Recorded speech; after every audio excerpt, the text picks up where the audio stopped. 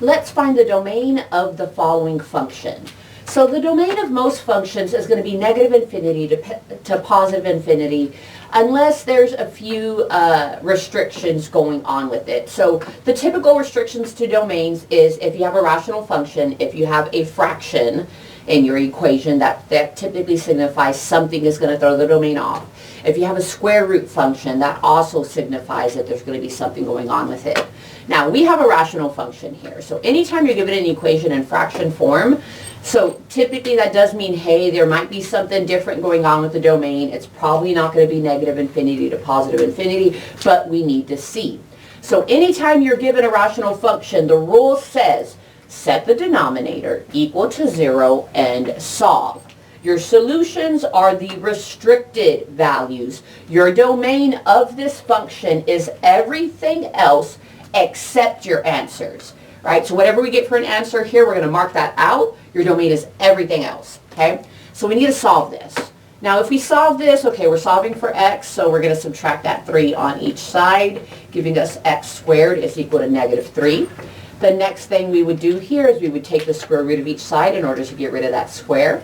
And the square root and the square cancels out, so we can drop down x is equal to plus or minus the square root of negative 3. Now, in the visual world here, we're talking about the domain of a function, which means, on a graph, we're talking about where does this graph live on the x-axis. The graph stems from where to where is essentially what we're answering here. Because we got a negative underneath the radical here, in the visual world, we do not want imaginary numbers. Keep in mind, a negative underneath the radical is imaginary, right? The square root of negative 1 is an I. So if we were solving this and maybe, getting the solution, that would be something a little bit different. But we're talking about the graphical world, the visual world. Imaginary numbers are not going to apply to this. Which means for us, because we got something imaginary, we did not get an answer here in our solution, which means there are no restricted values on this function here. So for this particular one, our domain is negative infinity to positive infinity. But for example, real quickly here, let's say that this was our denominator, right? X squared minus 4. We could have added the 4 on each side, giving us this.